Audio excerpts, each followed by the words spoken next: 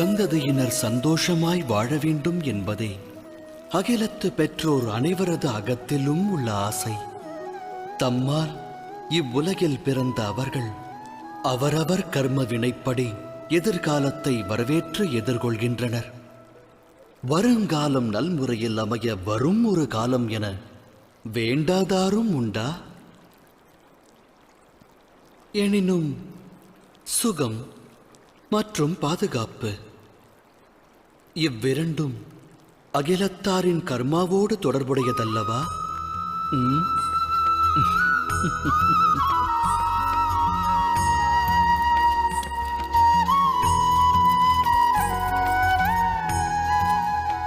அகிலத்தில் ஓர் ஜீவனின் பிறப்பு வளர்ப்பால் பெரும் சிறப்பு. பெரும் சிறப்பு பெரும் சிறப்பாய் அமைய அவசியம் தேவை பரம்பொருளின் அரவணைப்பு. நல் வளர்ப்பு நல்லொழுக்கம் கொண்டவன் சரித்திரம் படைக்கிறான். தாய் தந்தையர் நல்லொழுக்கம் போதித்தால் சந்ததி சாதனை படைக்கும். எதிர்காலம் அவர்கள் சரித்திரம் பேசும். இருப்பினும் பெரும்பான்மை பெற்றோர்கள் தம் சந்ததிக்கு நல்லொழுக்கம் தேவை என்பதையே மறந்து அவர்கள் வளர்ச்சியின் மேல் அக்கறை காட்ட தவறிவிடுகிறார்கள்.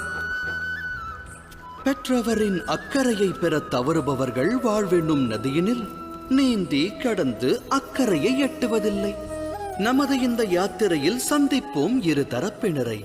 இது வென்றோர் வீழ்ந்தோர் கதை. இதில் அடங்கியுள்ளது பெரும் வம்ச விருட்சத்தின் விதை. நினைவில் பதியுங்கள் இதை.